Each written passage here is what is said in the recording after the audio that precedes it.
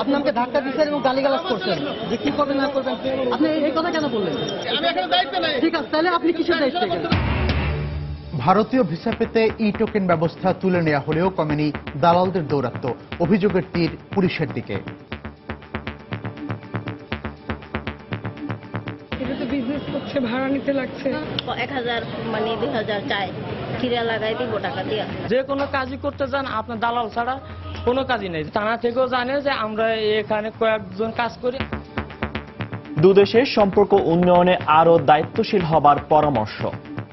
এই করাপশনটার সাথে এক হয়ে যাচ্ছেন আমাদের ল এনফোর্সিং এজেন্সির সাথে সেই দালাল চক্র। একটা ইনভেস্টিগেশন তো হতেই পারে। দেখছিলেন বিশেষ শিরোনাম। সন্ধ্যার সময়ে সঙ্গে আছি আমি ফয়সাল মোর্শেদ এবং আমি মিজানুর রহমান কবির। এবার অন্যান্য শীর্ষ সংবাদ। শীতকালীন জাতীয় ক্রীড়া প্রতিযোগিতায় মনোজ্ঞ ডিসপ্লে। জঙ্গিবাদ মুক্ত দেশ গড়তে শিক্ষার্থীদের পড়াশোনার পাশাপাশি খেলাধুলায় মনোযোগী হওয়ার আহ্বান প্রধানমন্ত্রীর। পড়াশোনা করতে হবে, খেলাধুলায়ও থাকতে হবে, সংস্কৃত চর্চায় থাকতে হবে। দশম জাতীয় সংসদের শীতকালীন অধিবেশন শুরু। বছরের প্রথম ভাষণে রাষ্ট্রপতি বললেন, দেশের মানুষের আশা আকাঙ্ক্ষা পূরণে বর্তমান সরকার বদ্ধপরিকর। اللهم إنا نسألك بالخير ما سألك منه نبيك سيدنا محمد صلى الله عليه وسلم।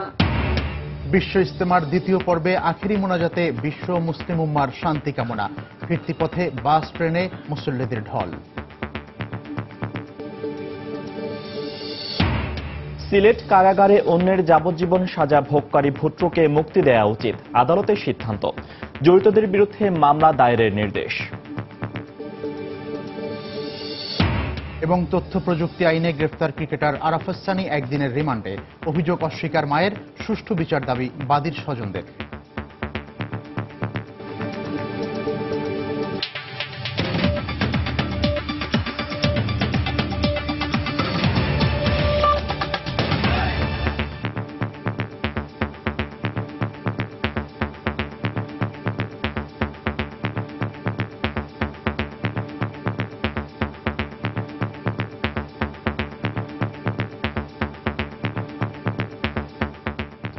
ভ্রমণের জন্য ভারতীয় ভিসা পেতে ই টোকেন ব্যবস্থা তুলে নেওয়া হলেও কমেনি দালালদের দৌরাত্ম্য। ভিসা প্রত্যাশীদের অভিযোগ, এ কাজে আইনশৃঙ্খলা রক্ষা বাহিনীর সহযোগিতা করার কথা থাকলেও পরোক্ষভাবে দালালদের হয়েই কাজ করছেন তারা। বিশেষজ্ঞরা বলছেন, দুই দেশের সম্পর্ক উন্নয়নের জন্য এক্ষেত্রে পুলিশকে আরও দায়িত্বশীল হতে হবে। রিপোর্ট শাফিন জাহিদের। প্রতিবেশী দেশ ভারতে ভ্রমণের জন্য প্রয়োজন ভিসা। তাই যথাযথভাবে ফরম পূরণ করে পরিচয় গোপন করে রওনা হলাম উত্তরার ভারতীয় ভিসা অ্যাপ্লিকেশন সেন্টারে। এখানে এসেই পরিচয় হয় রফিক নামের এই লোকের সাথে। ভিসা করতে হলে যা যা প্রয়োজন তার সবকিছুই করে দিবেন। 15,000 টাকার বিনিময়ে এমন চুক্তি হয় তার সাথে। পরিচয় জানানো হলে সটকে পড়ার চেষ্টা করলেও পরে বুক ফুলিয়েই স্বীকার করলেন এমন দালালি ব্যবসা চালিয়ে যাওয়ার কথা। যে কোনো কাজই করতে যান আপনার দালাল ছাড়া কোনো কাজই নেই। আমাদের সাথে পুলিশের সাথে কোনো সংযোগ নেই। সংযোগ এতটুকুই যে আমরা এখানে যারা কাজ করি থানা থেকেও জানে যে আমরা এখানে কয়েকজন কাজ করি, আমরা সকলেই ভালো ছেলে। এবার আসা যাক এই ভিসা সেন্টারে 2 দিন আগের চিত্রে। পরিচয় গোপন করে তথ্য নিতে আসলে পুলিশের তোপের মুখে পড়তে হয় সময় সংবাদের রিপোর্টারকে। মুঠোফোন কেড়ে নিয়ে থানায় নিয়ে যাওয়ার হুমকিও দেয়া হয়। পরে ক্যামেরার উপস্থিতিতে পালানোর চেষ্টা চালায় উত্তরা পশ্চিমের ভারপ্রাপ্ত কর্মকর্তা ও উপপরিদর্শক।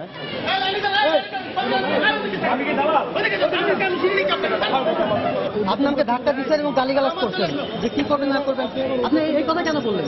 আমি এখানে দায়িত্ব নাই। ঠিক আছে, তাহলে আপনি কিসের দায়িত্বে গেলেন? আপনি ঠিক আছে, আপনি গায়ে হাত দিলেন কেন? আমি আপনাকে আমার পরিচয় দেওয়ার পরে কেন গায়ে হাত দিলেন? আপনি আমার কোনো খারাপ ব্যবহার ছিল? না না, আপনার কোনো খারাপ ব্যবহার ছিল না। মানে কি দেখছেন বলেন? আমি দেখছি আপনারা ওইখান থেকে ধাক্কায় সরাই দিয়ে পুলিশটাই বিশ্বের ভাষা গালিগালাজ করছে। আমি যখন আমার পরিচয়টা দিলাম তখনও উনি ওনার বিয়ে সেরকম সেরকমই করছে, আগে যেরকম করছিল না। পুলিশের উপস্থিতিতেই দালালদের দৌরাত্মে হয়রানির কথা জানালেন ভিসা করতে আসা অনেকেই। এটা তো বিজনেস করছে, ভাড়া নিতে লাগছে। 1000 মানে 2000 চাই, কিরা লাগাই দিব টাকা দিয়া। বিশেষজ্ঞরা বলছেন, যেখানে ভারতীয় হাই কমিশন পদ্ধতি সহজ করছে, সেটা এসব হয়রানিতে আবারও কঠিন হয়ে যাচ্ছে। এজন্য দেশের আইন শৃঙ্খলা বাহিনীকে সহযোগিতা করার কথা জানান তিনি। এই করাপশনটার সাথে এক হয়ে যাচ্ছেন আমাদের ল এনফোর্সিং এজেন্সির সাথে সেই দালাল চক্র। তাহলে এদের সকলের ভেতরে কিন্তু একটা যোগসূত্রতা আছে। আর এইসব করার জন্য কখনো কাকে শাস্তি দেওয়া হয়েছে কিনা, কোনো দালালের বিরুদ্ধে অ্যাকশন নেওয়া হয়েছে কিনা, আমরা কিন্তু এগুলো পাইনি কখনো। একটা ইনভেস্টিগেশন তো হতেই পারে। দালালদের দৌরাত্ম্য কমাতে চলতি বছরের 1 জানুয়ারি থেকে ভারতীয় হাইকমিশন ভিসা আবেদনের ক্ষেত্রে ই টোকেন ব্যবস্থা তুলে নেওয়ার সিদ্ধান্ত নেয়। শাফিন জাহিদ, সময় সংবাদ, ঢাকা। সন্ত্রাস, জঙ্গিবাদ ও মাদক মুক্ত দেশ করতে পড়াশোনার পাশাপাশি খেলাধুলা ও সংস্কৃতি চর্চায় শিক্ষার্থীদের আগ্রহী করে তুলতে শিক্ষকদের প্রতি আহ্বান জানিয়েছেন প্রধানমন্ত্রী শেখ হাসিনা। সকালে বঙ্গবন্ধু জাতীয় স্টেডিয়ামে 46তম শীতকালীন জাতীয় স্কুল ও মাদ্রাসা ক্রীড়া প্রতিযোগিতার সমাপনী অনুষ্ঠানে তিনি একথা বলেন। আগামীর বাংলাদেশের নেতৃত্ব দেওয়ার যোগ্যতা অর্জন করতে শিক্ষার্থীদের লেখাপড়ায়ও মনোযোগী হওয়ার নির্দেশ দেন প্রধানমন্ত্রী। প্রতি বছরের মতো এবারও দেশের স্কুল ও মাদ্রাসা সহ সব শিক্ষা প্রতিষ্ঠানের শিক্ষার্থীদের অংশগ্রহণে জাতীয় ক্রীড়া প্রতিযোগিতার আয়োজন করে শিক্ষা মন্ত্রণালয়। গেল 17 ডিসেম্বর প্রাতিষ্ঠানিক পর্যায়ে শুরু হওয়া জাতীয় এই প্রতিযোগিতায় চূড়ান্ত পর্বে অংশ নেয় 184টি শিক্ষা প্রতিষ্ঠানের 808 জন শিক্ষার্থী। রোববার সকালে রাজধানীর বঙ্গবন্ধু জাতীয় স্টেডিয়ামে এই প্রতিযোগিতার সমাপনী পর্বে উপস্থিত ছিলেন প্রধানমন্ত্রী শেখ হাসিনা। কৃতি শিক্ষার্থীদের আয়োজনে তিনি উপভোগ করেন মুক্তিযুদ্ধ ও আবহমান বাংলা নিয়ে পরিবেশিত মনোজ্ঞ ডিসপ্লে। এ সময় শিক্ষার্থীদের উদ্দেশ্যে বক্তব্য রাখেন প্রধানমন্ত্রী। বলেন, লেখাপড়ার পাশাপাশি মনোযোগী হতে হবে ক্রীড়া ও সংস্কৃতি চর্চাতেও, আর এজন্য এগিয়ে আসতে হবে শিক্ষকদেরও। পড়াশোনার সাথে সাথে পড়াশোনাও করতে হবে, খেলাধুলায়ও থাকতে হবে, সংস্কৃতি চর্চায় থাকতে হবে। সেদিকে মনোযোগ দিয়েই সবাইকে কাজ করবার আমি আহ্বান জানাচ্ছি। সন্ত্রাস, জঙ্গিবাদ, মাদকাসক্তি এর থেকে আমাদের ছেলেমেয়েদেরকে দূরে থাকতে হবে। আমাদের যারা শিক্ষক তাদেরকে আমি বলবো যে আপনারা আরো মনোযোগী হবেন। শুধু সারাদিন যদি ওই পর পর পর পর বলতে থাকে, এটা কারোই ভালো লাগে না। আগামীর বাংলাদেশের নেতৃত্বে থাকবে নতুন প্রজন্ম, তাই দেশ পরিচালনার যোগ্যতা অর্জনে লেখাপড়ায় নিয়মানুবর্তী হতে শিক্ষার্থীদের নির্দেশ দেন তিনি। সৎ চরিত্রের আদর্শবান হয়ে বাংলাদেশকে যেন আগামী দিনে নেতৃত্ব দিতে পারে আমাদের আজকের ছেলেমেয়েরা, সেভাবেই নিজেদের গড়ে তোলার আমি আহ্বান জানাই। এরপর জাতীয় ক্রীড়া প্রতিযোগিতার বিভিন্ন ইভেন্টে সারা দেশের বিজয়ীদের হাতে পুরস্কার তুলে দেন প্রধানমন্ত্রী শেখ হাসিনা। দেবাশিস রায়, সময় সংবাদ, ঢাকা। রাষ্ট্রপতি মোহাম্মদ আব্দুল হামিদ বলেছেন, উন্নয়নের ধারা অব্যাহত রেখে নির্ধারিত সময়ের পূর্বেই কাঙ্ক্ষিত লক্ষ্য অর্জনে সক্ষম হবে বর্তমান সরকার। সন্ধ্যায় 10ম জাতীয় সংসদের শীতকালীন অধিবেশনে ভাষণ দেন রাষ্ট্রপতি। তিনি বলেন, 2021 সালের মধ্যেই মধ্যম আয়ের দেশে পরিণত করতে বর্তমান সরকার বদ্ধপরিকর। ইতিমধ্যে চূড়ান্ত এসডিজি ম্যাপিং এর ভিত্তিতে এসডিজি বাস্তবায়ন কর্মসূচি প্রণয়ন করা হচ্ছে। এই সকল পরিকল্পনার মৌলিক উদ্দেশ্য হচ্ছে উচ্চতর প্রবৃদ্ধি অর্জনের মাধ্যমে দারিদ্র্য বিমোচন, ডিজিটাল বাংলাদেশ বিনির্মাণ এবং 2021 সালের মধ্যে বাংলাদেশকে একটি মধ্য আয়ের দেশে উন্নতিকরণ। এ সকল কার্যক্রমে দেশের আর্থসামাজিক অবস্থার প্রভূত উন্নয়ন ঘটেছে। অর্থনৈতিক ও সামাজিক উন্নয়নের বিভিন্ন সূচকে বাংলাদেশের প্রশংসিত অগ্রগতি বিশ্বব্যাপী অভিনন্দিত হচ্ছে এবং প্রতিবেশী দেশসমূহের তুলনায় বাংলাদেশ অনেক ক্ষেত্রে এগিয়ে গেছে। আমি দৃঢ়ভাবে বিশ্বাস করি, উন্নয়নের এ ধারা অব্যাহত রেখে সরকার নির্ধারিত সময়ের পূর্বেই কাঙ্ক্ষিত লক্ষ্য অর্জনে সম্পূর্ণরূপে সক্ষম হবে। জনাব স্পিকার, বাংলাদেশের অর্থনীতি বিগত বছরসমূহে টেকসই প্রবৃদ্ধি অর্জনের ধারা বজায় রেখেছে, যা বিশ্বব্যাপী প্রশংসিত হয়েছে। সরকারের সুষ্ঠু অর্থনৈতিক ব্যবস্থাপনা, প্রাজ্ঞ রাজস্ব নীতি ও সহায়ক মুদ্রানীতির প্রভাবে মন্দোত্তর বিশ্ব অর্থনীতি পুনরুদ্ধারে চলমান সংকট সত্ত্বেও গত 5 বছরে দেশে গড়ে 6.5% হারে জিডিপি প্রবৃদ্ধি অর্জিত হয়েছে। মুসলিম উম্মার শান্তি ও সমৃদ্ধি কামনায় আখিরি মোনাজাতের মাধ্যমে শেষ হল 2017 সালের 52তম বিশ্ব ইজতেমার দ্বিতীয় পর্ব। সকাল 11টার কিছু পরে শুরু হওয়া মোনাজাত চলে প্রায় 35 মিনিট। দেশ বিদেশের লাখো ধর্মপ্রাণ মুসল্লি এতে অংশ নেন। রিপোর্ট তাফসির বাবুর। अपनी रजा वाले कामों पर हमारी इआनत फरमा। ए अल्लाह अपने जिक्र पर और शुक्र पर ए अल्लाह हुस्न রবের কাছে বান্দার ফরিয়াদ, দুহাত তুলে সর্বশক্তিমানের কাছে আশ্রয় আর ক্ষমা প্রার্থনা। ए अल्लाह इस पूरी उम्मत को লাখো মানুষের আমিন আমিন ধ্বনি যেন তখন অনুরণিত হচ্ছিল তুরাগ তীরের আকাশে বাতাসে।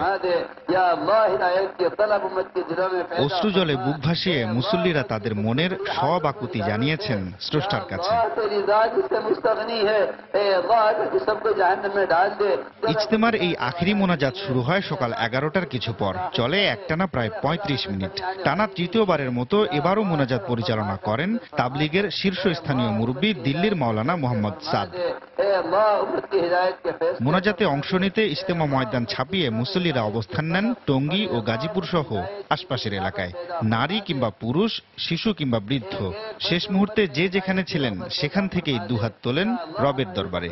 আল্লাহ যাতে সবাইকে হেদায়েত দান করে, আমাকেও হেদায়েত দান করে, আর সারা জীবন যাতে এই পথে থাকতে পারি, আল্লাহ যাতে কবুল করে এই দোয়া করছি। আমরা নিজের ফ্যামিলির জন্য, বাবা মায়ের জন্য এবং দেশবাসীর জন্য দোয়া চাইছি। এই মোনাজাতে খুব শান্তি পেয়েছি আর কি। এখন এই কষ্টটা কোনো আমলে কোনো কষ্ট হবে না। अपनी जात के साथ जाती ताल्लुक বিশ্ব মানবতার কল্যাণ, শান্তি, মাগফিরাত, নাজাত ও সমৃদ্ধি কামনায় দোয়া করেন দূর দূরান্ত থেকে আসা সব বয়সী মুসলমান।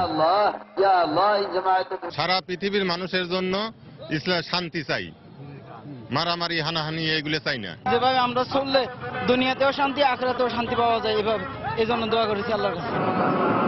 এর আগে রোববার ভোর থেকেই আখিরি মোনাজাতে অংশ নিতে টঙ্গী অভিমুখে নামে মানুষের ঢল। বাস, ট্রেন, রিক্সা, এমনকি পায়ে হেঁটেও ইজতেমাস্থলের দিকে আসতে থাকেন মুসল্লিরা। এতে আগে থেকেই কানায় কানায় পূর্ণ ইজতেমার মূল ময়দান ছাপিয়ে পুরো এলাকা পরিণত হয় জনসমুদ্রে।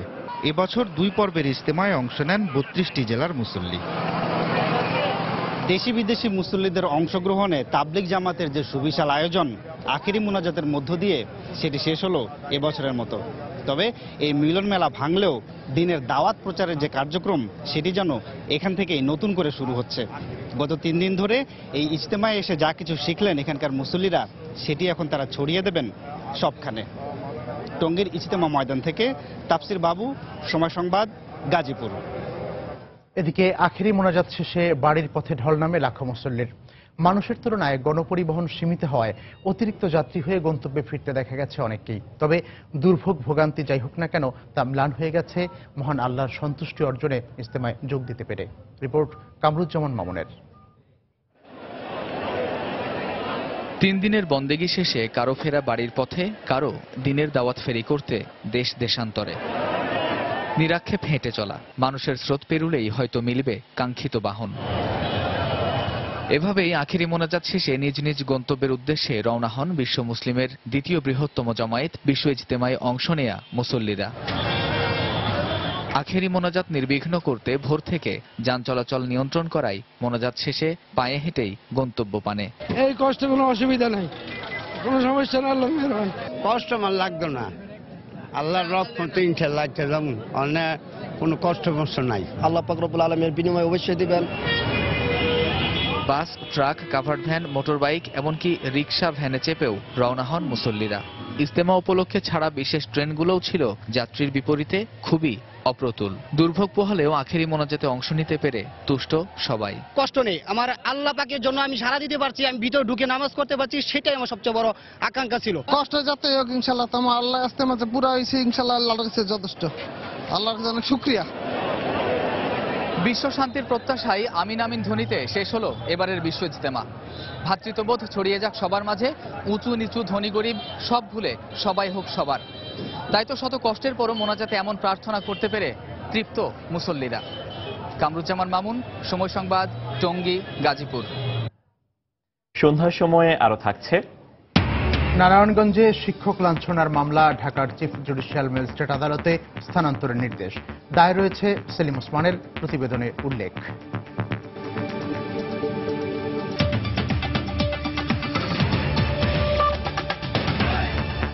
তথ্য প্রযুক্তি আইনের মামলায় বাংলাদেশ জাতীয় ক্রিকেট দলের স্পিনার আরাফাত সানিকে 1 দিনের রিমান্ডে পাঠিয়েছেন আদালত।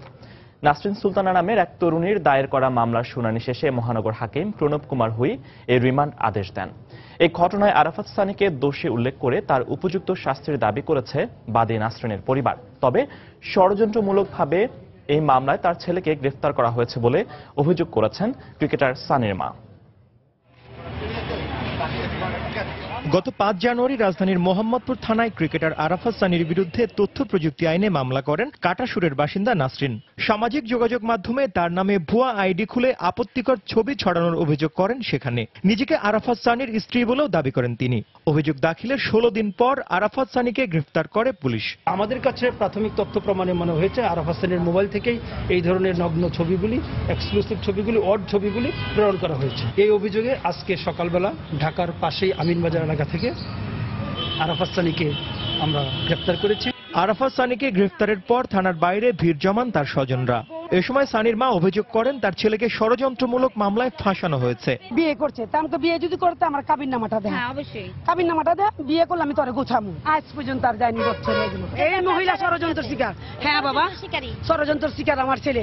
তবে এই ঘটনায় আরাফাত সানিকে দোষী উল্লেখ করে তার শাস্তি দাবি করেছেন বাদী নাসরিনের স্বজনরা। তাদের অভিযোগ, বিষয়টি বাংলাদেশ ক্রিকেট বোর্ড বিসিবিকে আগে জানানো হলেও এ ব্যাপারে কোনো পদক্ষেপ নেয়নি বোর্ড। আমার আপু বিসিবির একজন সুজন নামের একজন লোককে জানাইছিল যে ওরে অনেক ডিস্টার্ব করে, উনি সব ব্যাপারে জানে আর কি আপুর আর সানির বিষয়ে। তখন জানিয়েছিল, সানি হয়তো বা ওনারে উল্টাপাল্টা কিছু বলছে, এর জন্য উনি বিষয়টা বেশি গুরুত্ব দেয়নি। ওর যেন উপযুক্ত শাস্তি হয় সেটাই আমরা চাই, আর যেন এরকম কারোর সাথে না হয়। রোববার বিকেল 3টার দিকে ঢাকার মুখ্য মহানগর হাকিম আদালতে তোলা হয় আরাফাত সানিকে। এ সময় মামলার তদন্ত কর্মকর্তা আরাফাত সানির 5 দিনের রিমান্ড চাইলে আদালত 1 দিনের রিমান্ড মঞ্জুর করেন। বাদীপক্ষ এবং আসামি পক্ষের শুনানি শেষে বিজ্ঞ আদালত সন্তুষ্ট হয়ে 5 দিনের রিমান্ড চাইছিল, সেখানে 1 দিনের রিমান্ড মঞ্জুর করেছেন। নাসরিন সুলতানা নামে একটি আইডি থেকে কিছু অশ্লীল ছবি দেওয়া হয়েছে, কিন্তু এই নাসরিন সুলতানা নামের আইডিতে কে করেছে সে সুস্পষ্টভাবে কিন্তু বলা নাই। আর যে অভিযোগটি আনা হয়েছে 57 ধারায়, সেখানে স্পষ্ট সাবসেকশন উল্লেখ করা হয় নাই। 57 ধারায় একটি কমন অভিযোগ করা হয়েছে। এর আগেও জাতীয় ক্রিকেট দলের ক্রিকেটার রুবেল হোসেনের বিরুদ্ধে নারী ঘটিত ব্যাপারে মামলা দায়ের হলেও তিনি জামিনে মুক্ত থেকে এখন ক্রিকেট খেলছেন। তবে তথ্য প্রযুক্তি আইনে দায়ের করা মামলায় আরাফাত সানির বিরুদ্ধে কি ব্যবস্থা নেওয়া হবে সেটি দেখার অপেক্ষায় এখন দেশবাসী। তানিন মেহেদি, সময় সংবাদ, ঢাকা। আধিপত্য বিস্তারকে কেন্দ্র করে নারায়ণগঞ্জে 7 খুনের ঘটনা ঘটেছে বলে আদালতের পর্যবেক্ষণে উঠে এসেছে। সকালে 7 খুন মামলার রায়ের পর্যবেক্ষণ সাংবাদিকদের সামনে তুলে ধরেন পাবলিক প্রসিকিউটর। এই মামলার রায়ের পূর্ণাঙ্গ কপি, জুডিশিয়াল রেকর্ড ও রেফারেন্স উচ্চ আদালতে পাঠানো হয়েছে। নারায়ণগঞ্জ থেকে শওকত আলী সৈকতের পাঠানো তথ্য ছবি নিয়ে ডেস্ক রিপোর্ট। বিস্তারকে কেন্দ্র করে রোববার সকালে নারায়ণগঞ্জের 7 খুন মামলার রায়ের পূর্ণাঙ্গ রায় প্রকাশ হওয়ার পর সংবাদ সম্মেলন করেন রাষ্ট্রপক্ষের কৌঁসুলি, জেলা ও দায়রা জজ আদালতের পাবলিক প্রসিকিউটর ওয়াজেদ আলী খোকন। এ সময় সাংবাদিকদের কাছে রায়ের পর্যবেক্ষণ তুলে ধরেন তিনি। রায়ে বলা হয়, নারায়ণগঞ্জের কাউন্সিলর নূর হোসেন ও নজরুল ইসলামের ব্যক্তিগত প্রভাব বিস্তারকে কেন্দ্র করেই 7 খুনের ঘটনা ঘটে। মূল টার্গেট ছিলেন নজরুল ইসলাম, বাকি 6 জন পরিস্থিতির শিকার। নজরুলকে হত্যা করতে যে এই বাকি নিরীহ 6 জন লোককে হত্যা করেছেন। নূর হোসেনের 10 জন লোক গাড়ি এবং আনুষঙ্গিক সাপোর্ট দিয়ে তাদেরকে ট্রলারে উঠিয়ে দিয়েছেন এবং ট্রলারে করে যারা আবার নিয়ে গিয়ে নদীতে লাশগুলো গুম করেছেন। এই 26 জন ছিলেন যাদেরকে মৃত্যুদণ্ড হয়েছে, একেবারে লাশ ডুবানো পর্যন্ত। র‍্যাব সম্পর্কে পর্যবেক্ষণে বলা হয়, ব্যক্তিগত লোভ থেকেই র‍্যাব কর্মকর্তারা এই হত্যাকাণ্ডে জড়িত হয়। এ সময় 7 খুনের ঘটনা ঘটলেও র‍্যাবের সুনাম ক্ষুণ্ণ হয়নি বলেও উল্লেখ করা হয়।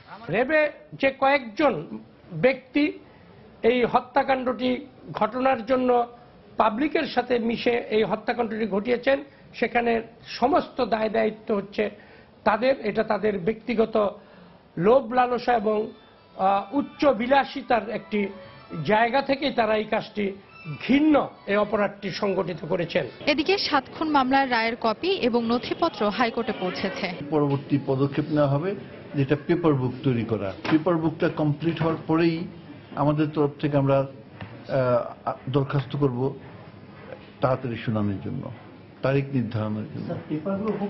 2014 সালের 27 এপ্রিল নারায়ণগঞ্জ সিটি কর্পোরেশনের কাউন্সিলর ও প্যানেল মেয়র নজরুল ইসলাম, আইনজীবী চন্দন সরকার সহ 7 জনকে অপহরণের পর হত্যা করা হয়। গত 16 জানুয়ারি এই ঘটনায় দায়ের করা মামলার রায় ঘোষণা করেন আদালত। সময় সংবাদ, নারায়ণগঞ্জ। এদিকে 7 খুন মামলায় অভিযুক্তদের সর্বোচ্চ সাজার রায় দেয়া হলেও এলাকায় তাদের প্রভাব কমেনি বলে অভিযোগ করেছেন নিহত প্যানেল মেয়র নজরুল ইসলামের স্ত্রী সেলিনা হোসেন বিউটি। এ সময় নিজেদের নিরাপত্তা নিয়েও শঙ্কা প্রকাশ করেন তিনি। 7 খুন মামলার পূর্ণাঙ্গ রায় প্রকাশের পর সাংবাদিকদের তিনি কথা বলেন। যারা খুনি তারা কিন্তু অনেক বড় মাপের, অনেক প্রভাবশালী লোক এবং অনেক পয়সাওয়ালা লোক। এর জন্য আমরা ভয় পাচ্ছি তারা যে নূর হোসেন ঠিকই সাজাপ্রাপ্ত, কিন্তু তার সঙ্গপাঙ্গ এখন তার ব্যবসা আধিপত্য সবই কিন্তু চলতেছে, এগুলো কিন্তু বন্ধ হয়ে যায় না। তার লোকজন এখন এলাকায় ঘুরতেছে। আমরা নূর হোসেনের চেয়ে এখন নূর হোসেন তো ভয় পাই, তার লোকজনের কারণে এখন আমরা আতঙ্কে আছি। সন্ধ্যার সময়ে আরো থাকছে রাজধানীর সব খাল দখলমুক্ত করার ঘোষণা দক্ষিণের মেয়রের। 6 ফেব্রুয়ারি নন্দীপাড়ায় ত্রিমোহনী খাল দিয়ে উচ্ছেদ অভিযান শুরু।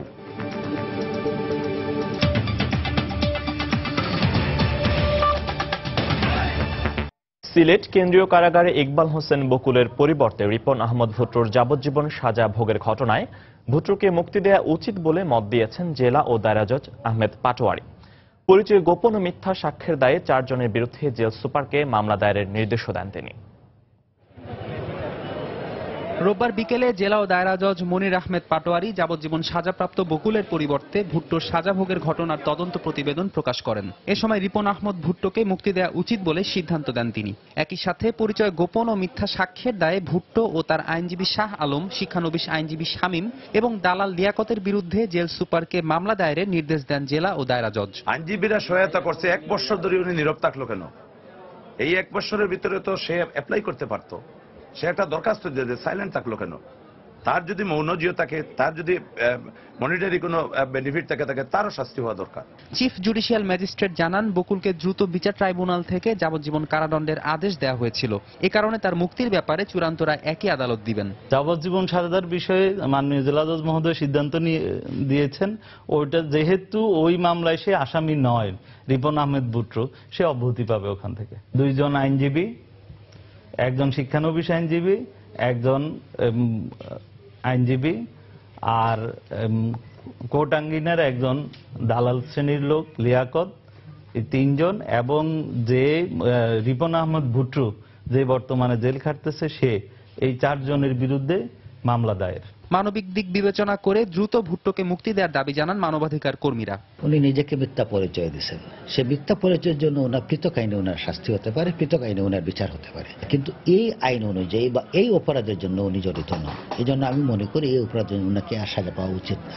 একটি হত্যা মামলায় যাবজ্জীবন সাজাপ্রাপ্ত বকুলের পরিবর্তে সিলেট কেন্দ্রীয় কারাগারে 1.5 বছর ধরে শাস্তি ভোগ করছেন রিপন আহমদ ভুট্টো। খবরটি গণমাধ্যমে প্রচারিত হওয়ার পর গত 5 জানুয়ারি 2 সদস্যের বিচার বিভাগীয় তদন্ত কমিটি গঠন করেন জেলা ও দায়রা জজ। তদন্ত প্রতিবেদনের ভিত্তিতে আদালত এর সিদ্ধান্ত দেন। সময় সংবাদ, সিলেট। নারায়ণগঞ্জের শিক্ষক শ্যামলকান্তিকে লাঞ্ছনার ঘটনায় দায়ের হওয়া জিডির বিচারের জন্য ঢাকার চিফ জুডিশিয়াল ম্যাজিস্ট্রেট আদালতে স্থানান্তরের নির্দেশ দিয়েছেন উচ্চ আদালত।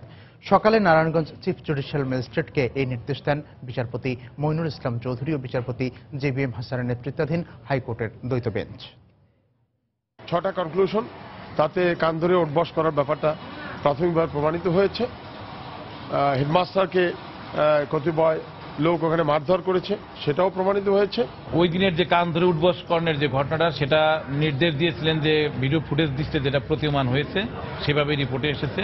সেখানে সংশ্লিষ্ট যে সাংসদ সেলিম ওসমান, তিনি নির্দেশ দিয়েছিলেন জিডি এন্ট্রিটা যেটা পেন্ডিং ছিল চিফ জুডিশিয়াল ম্যাজিস্ট্রেট নারায়ণগঞ্জ, সেখান থেকে সেই জিডি এন্ট্রিটাকে নন এফআইআর কেস হিসাবে প্রেরণ করার জন্য নির্দেশ দিয়েছে চিফ জুডিশিয়াল ম্যাজিস্ট্রেট ঢাকার কাছে। সুষ্ঠু একটা বিচার আশা করি, সুন্দর একটা বিচার আশা করি, যে যারা জড়িত ছিল বা যারা এগুলো করেছে তাদের বিচার হোক, সুষ্ঠু বিচার হোক, নতুবা পরবর্তীতে আর মানুষ সেইভাবেই দুর্বলকে সবলে অত্যাচার করেই যায়। রাজধানীর সব খাল দখলমুক্ত করার ঘোষণা দিয়েছেন ঢাকা দক্ষিণ সিটি কর্পোরেশনের মেয়র সাইদ খোকন। আগামী 6 ফেব্রুয়ারি ঢাকার নন্দীপাড়ায় ত্রিমোহিনী খাল অবৈধ দখলমুক্ত করতে উচ্ছেদ অভিযান কার্যক্রম শুরু হবে। আগামী শুষ্ক মৌসুমে সুয়ারেজ লাইনগুলো পরিষ্কার করা হবে বলেও জানান তিনি। বিকেলে নগর ভবনে সংবাদ সম্মেলনে একথা জানান সাইদ খোকন। আগামী 6 ফেব্রুয়ারি ত্রিমোহিনী খাল অবৈধ দখলদার মুক্ত করার মধ্য দিয়ে ঢাকা শহরের খাল পুনরুদ্ধার করার কার্যক্রম আমরা ইনশাল্লাহ শুরু করতে যাচ্ছি। ওয়াটার বোর্ড এবং ঢাকা দক্ষিণ সিটি কর্পোরেশন যৌথভাবে আগামী 9 ফেব্রুয়ারি বেড়িবাঁধ যে রাস্তাটি রয়েছে, বেড়িবাঁধের ওপরে যে রাস্তাটি রয়েছে, এই রাস্তা থেকে অবৈধ দখল মুক্ত করার কার্যক্রম শুরু করবে। এই কার্যক্রমে ঢাকা মেট্রোপলিটন পুলিশ আমাদের সার্বিকভাবে সহযোগিতা করবে। আন্তর্জাতিক প্রসঙ্গ, মার্কিন প্রেসিডেন্ট হিসেবে ডোনাল্ড ট্রাম্প দায়িত্ব নেয়ার একদিন পরেই ওয়াশিংটন ডিসিতে লাখ লাখ নারীর অংশগ্রহণে উইমেন্স মার্চ শিরোনামে ট্রাম্প বিরোধী বিক্ষোভ হয়েছে। শনিবার শহর জুড়ে আয়োজিত এই প্রতিবাদ সমাবেশে বক্তারা ট্রাম্পের বিরুদ্ধে নারীদের মর্যাদা ও ভাবমূর্তি ক্ষুণ্ণ করার অভিযোগ তোলেন। ওয়াশিংটন ডিসি ছাড়াও যুক্তরাষ্ট্রের বিভিন্ন শহরে আয়োজিত বিক্ষোভে যোগ দেন নাগরিক অধিকার সংগঠন, বিভিন্ন মানবাধিকার ও সামাজিক সংগঠনের প্রতিনিধিরা। এছাড়াও ডোনাল্ড ট্রাম্পের প্রতি অনাস্থা জানিয়ে ওয়াশিংটন ডিসিতে মিলিয়ন্স উইমেন্স মার্চের প্রতি সংহতি জানিয়ে বিক্ষোভ হয়েছে বিশ্বের বিভিন্ন দেশে।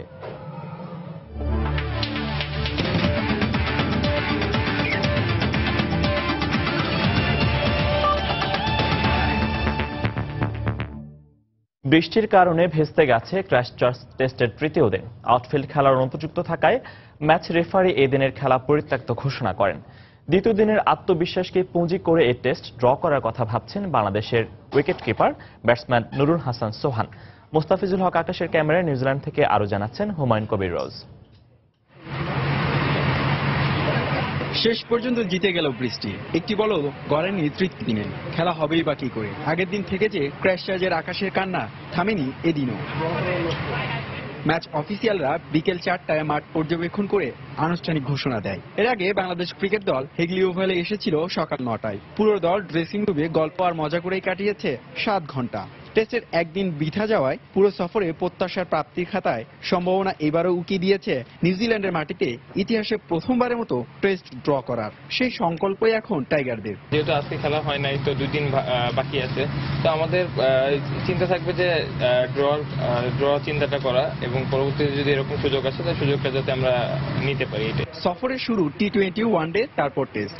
সব ফরম্যাটেই নিউজিল্যান্ডকে কাঁপিয়ে দিয়ে জয়ের দারুণ সম্ভাবনা জাগিয়ে তুললেও শেষ পর্যন্ত লেখা হয়নি বিজয়ের গল্প। ওয়েলিংটনের পর আবারও সম্ভাবনা জেগেছে ক্রাইস্টচার্চের ক্রিকেট আকাশে। দ্বিতীয় দিনে বোলারদের দুর্দান্ত দক্ষতায় টেস্টে ফিরেছে বাংলাদেশ। কঠিন চ্যালেঞ্জ, পারবে তো টাইগাররা ওই রোমাঞ্চিত সময় ধরে রাখতে?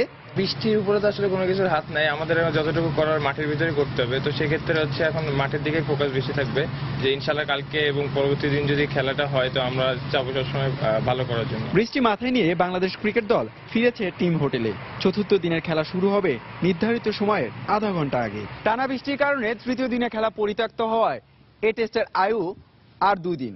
দু দলের হাতে উইকেট আছে 23টি, ওভার বাকি 180। হিসেব পরিষ্কার, জ্যামিতিক ক্রিকেট খেললে অন্তত প্রাপ্তির খাতায় ড্র মেলাতে পারে টাইগাররা। আর যদি ওয়েলিংটন টেস্টের মতো মহাবুল এবারও মঞ্চায়ন হয় তবে কিন্তু শূন্য হাতে বাড়ি ফেরার বিমানে চড়তে হবে বাংলাদেশ দলকে। ক্রাইস্টচার্চের হেগলি ওভাল থেকে হুমায়ুন কবির রোজ, সময় সংবাদ, নিউজিল্যান্ড। সন্ধ্যার সময় এ পর্যায়ে শীর্ষ সংবাদ জানিয়ে দিচ্ছি আরেকবার। শীতকালীন জাতীয় ক্রীড়া প্রতিযোগিতায় মনোজ্ঞ ডিসপ্লে।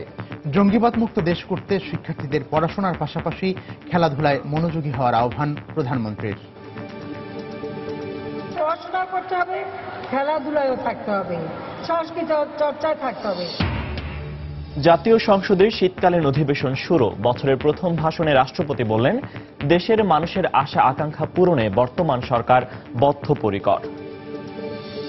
اللهم إنا نسألك من خير ما سألك منه نبيك سيدنا محمد صلى الله عليه وسلم। বিশ্ব ইজতেমার দ্বিতীয় পর্বে আখেরি মোনাজাতে বিশ্ব মুসলিম উম্মার শান্তি কামনা। ফিরতি পথে বাস, ট্রেনে মুসল্লিদের ঢল। সিলেট কারাগারে অন্যের যাবজ্জীবন সাজা ভোগকারী ভুট্টোকে মুক্তি দেওয়া উচিত, আদালতের সিদ্ধান্ত। জড়িতদের বিরুদ্ধে মামলা দায়েরের নির্দেশ। এবং তথ্য প্রযুক্তি আইনে গ্রেফতার ক্রিকেটার আরাফাত সানি একদিনের রিমান্ডে। অভিযোগ অস্বীকার মায়ের, সুষ্ঠু বিচার দাবি বাদীর স্বজনদের।